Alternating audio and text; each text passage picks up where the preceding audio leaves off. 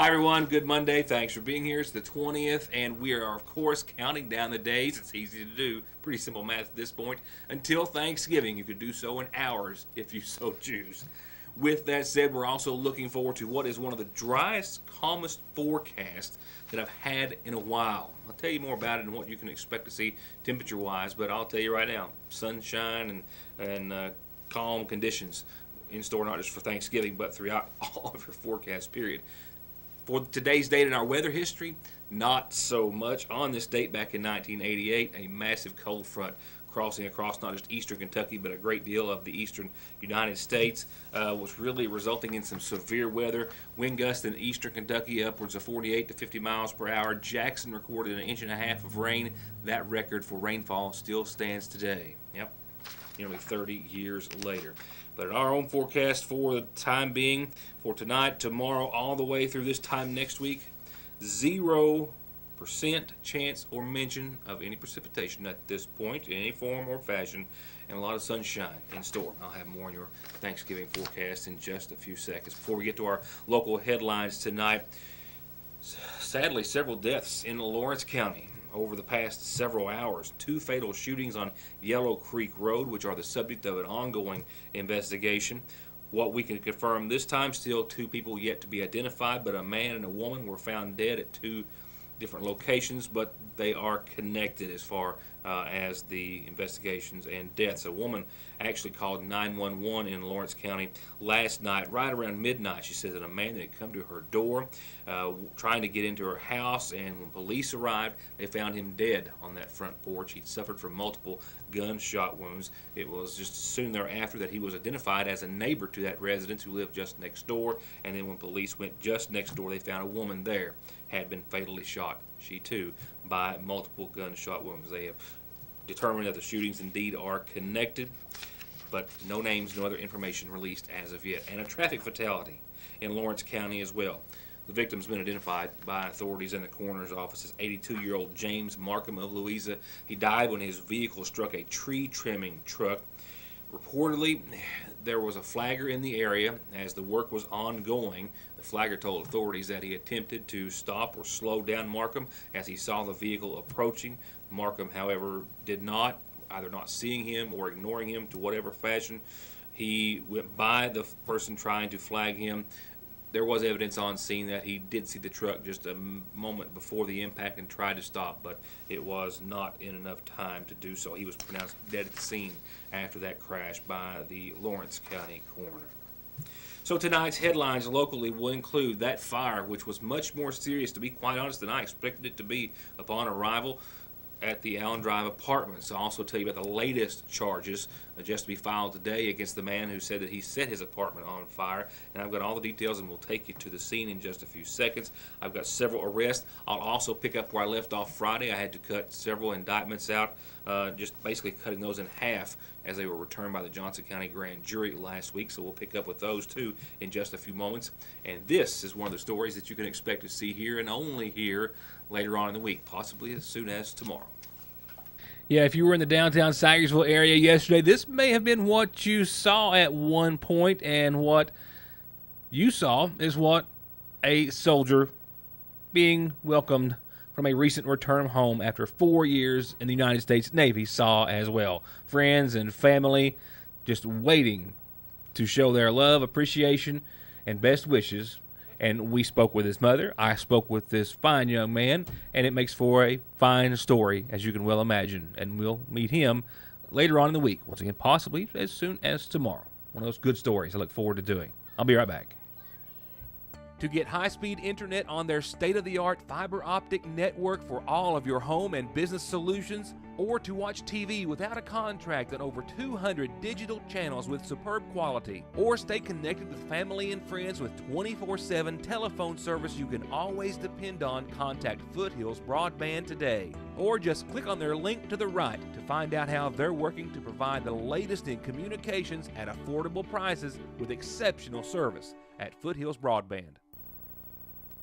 A Sagersville resident who authorities told me they believe was either originally from Martin or Martin County. I'm still trying to verify that. Nevertheless, this man still sits in jail this evening, charged with arson, disorderly conduct, menacing, and other charges, and he is going to face new charges, as you are about to hear, after he told local police and fire personnel that he started the fire that destroyed his apartment late Saturday night and damaged many others. While the suspect, who's been identified by police as 31-year-old James Fletcher, got out of his apartment just before it was completely engulfed in fire, neighbors like Stephen Lackey alerted others and helped them get out of danger. I just left from where I stayed at before, and I come up here to go to bed, and I got here, the window was on flames, and the guy that lived there was coming downstairs. That's the messenger said no. So then I called 911 and got everybody out I could, and the guy couldn't walk. Right now, local authorities believe that Fletcher set fire to his couch, he claims unintentionally, after a day and night of drinking and taking drugs. We had flames coming from the door and the window of the apartment behind me, fully engulfed. We didn't know if it spread to the other apartments or not. So I automatically asked for mutual aid from the other volunteer fire departments in the county. We got 4 of them, Bloomington, North McGoffin, Middle Fork, and District 3 all showed up. We came out in Syersville, we rode off our units on scene, and we extinguished the fire fairly quickly after we arrived on the scene, and we kept it from spreading to the rest of the unit. This is a 12 apartment unit, and we confined it to actually a couple of the apartments. One, the initial apartment, and the one beside of it's got some heat and smoke damage to it.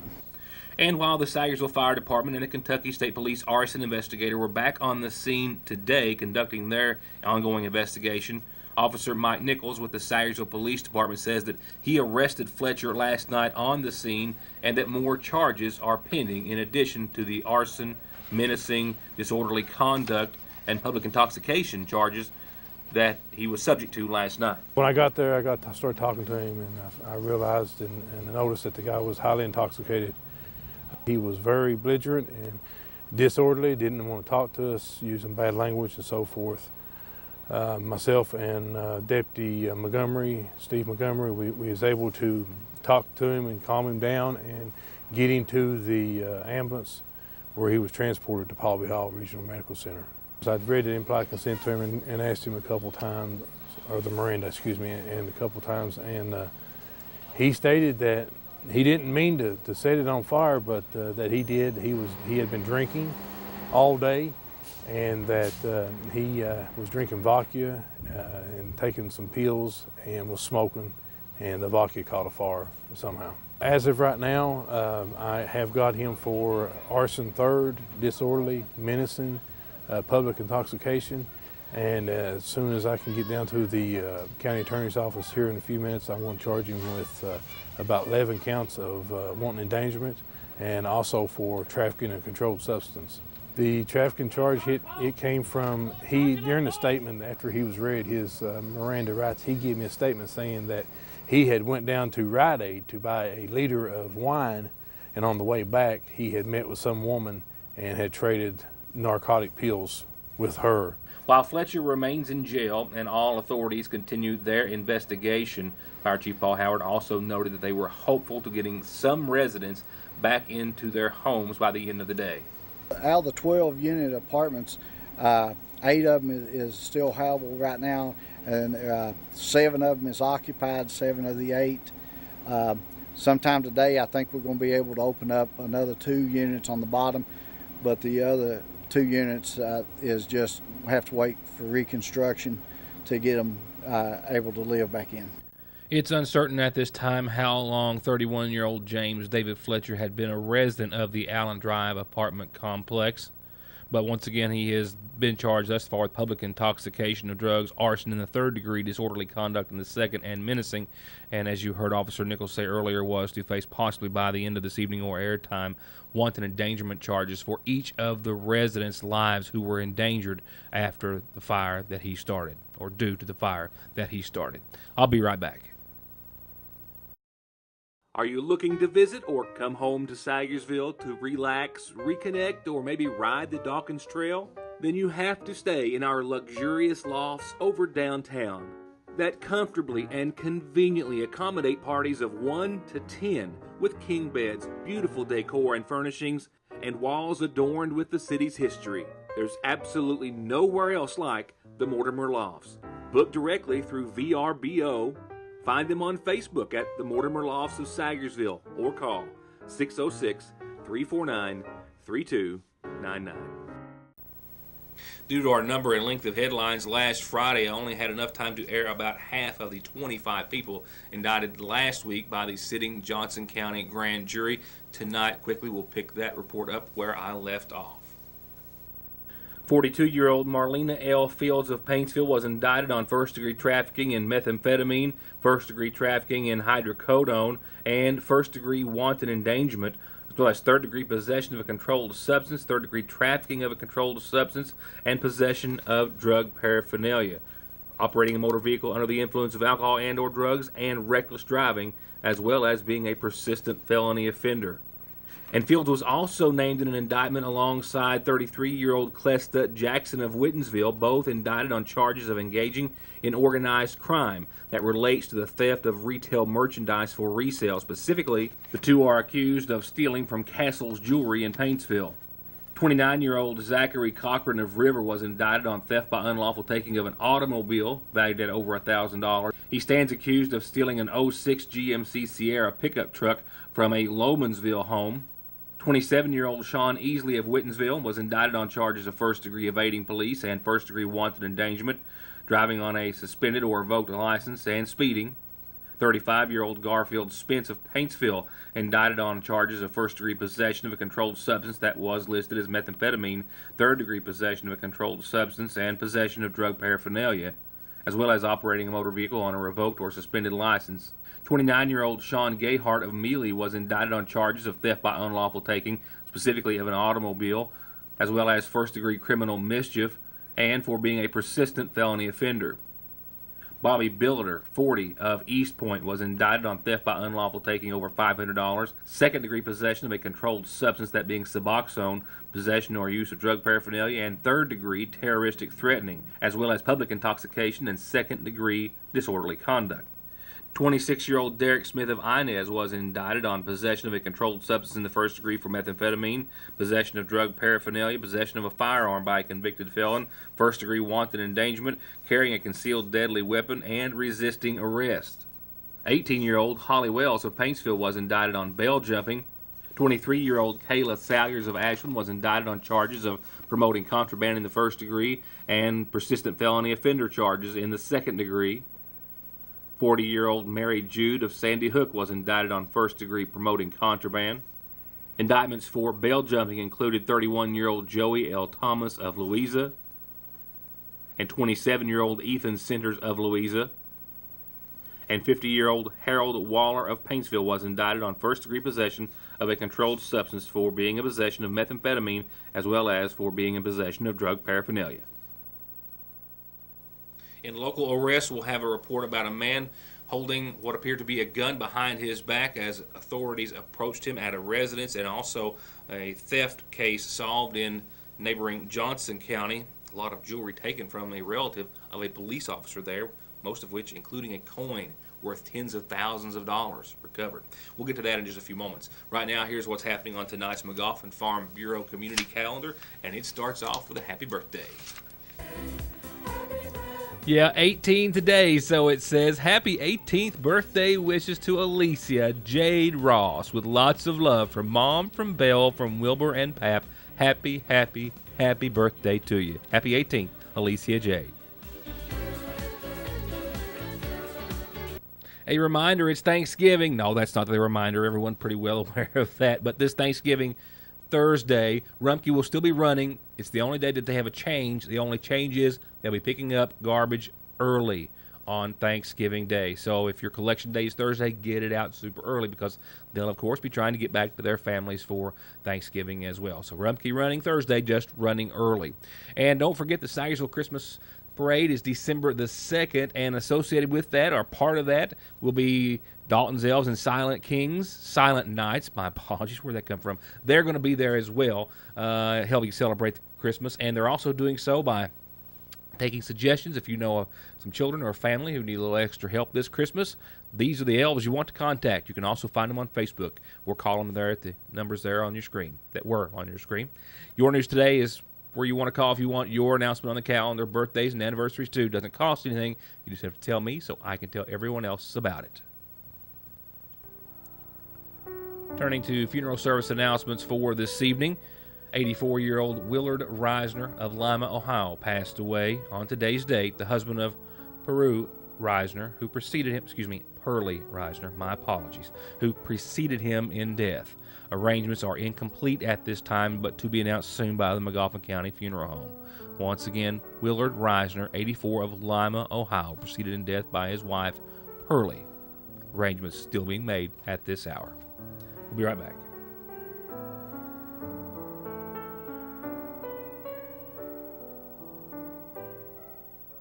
Two arrests making headlines. The first, that of a Salyersville man who called 911 from a cell phone, telling the dispatcher that he indeed had shot someone inside the residence.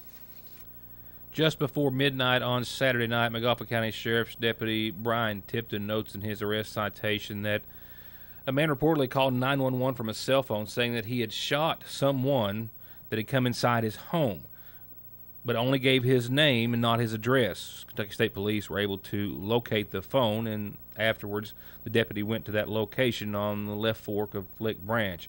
He says that when he got there, Wes Likens came out of the residence but had his right hand behind his lower back, and the officer asked him repeatedly to show his hands, but he refused to do so. Another unit with Tipton also noted that he saw what appeared to be a handgun in the right hand of the subject behind his back. Officers drew their pistols or weapons on the subject, ordered him to drop what was in his hand, but he still refused to do so. However, a relative came out of the home and stated that the weapon was only a BB gun, and that relative, I believe, is the one that took it from Likens. They ordered him to place his hands on his head where he could see him. He still refused. Police approached and went onto the porch. He still refused to be handcuffed. The two officers finally were able to forcibly take him to the floor and put his hands behind his back. It was believed to be that the BB gun was the only weapon, if you want to refer to it in that respect, that was inside the home. No one had apparently been shot, or there was no other incident involving a weapon. Trooper Zach Haney with the state police says that over the course of the weekend, Sunday, actually yesterday around 9 o'clock, he was called to assist a Paintsville police officer, that being John Holbrook, on a burglary case. Officer Holbrook told the trooper that Holbrook's mother's apartment had been broken into and a lot of items were taken. Several old coins, a basket, and one old coin in particular had a value of some $20,000. There were some electronics, a GPS, several other items of jewelry, DVDs, just a great quantity of items taken from her residence. And Officer Holbrook told the trooper that he had a possible suspect in the case. And during that time, they went to the Elite Apartments at a unit there to interview that suspect or subject. He stated to the police that he didn't have anything to do with it. However, there were two other people at the residence, both of which gave the authorities an official statement that, and a consent to search his room. He had been staying with them in an apartment, and during that search, they found several of the old coins, including the one that was considered to be so valuable, had been placed into a pocket of a pair of his shorts that he'd placed in a Walmart plastic bag in an effort to try to hide it. They also found the GPS unit, an iPhone that belonged to the victim, and a lot of her other items as well. And he agreed to, if the police would let him smoke a cigarette, to tell him where the rings were found. And after doing so, he said that one of the rings had been placed in the back seat of his cruiser after he'd been taken into custody. And the other, Warks, had stuffed down his pants. 27-year-old Joseph Warks of Louisa was thus charged with burglary in the second degree and still remains lodged in the Big Sandy Detention Center.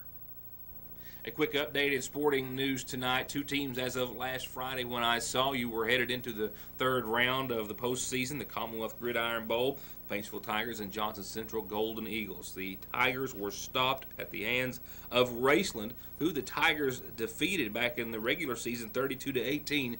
But this time, Paintsville scored 14, while Raceland picked up 31 points and will go on. So now you're down to your final four in the semifinals in Class 1A. That's Campbellsville and Beechwood in the 7:30 game at Beechwood this Friday night. And then Raceland is taking on Pikeville, 7:30 this Friday night as well. That game to be played at Raceland. The Golden Eagles, however, rolling right on. They did so over Ashland Blazer, who they had actually lost to. One of only 2 losses for Central back in the regular season. They lost 18-21 earlier.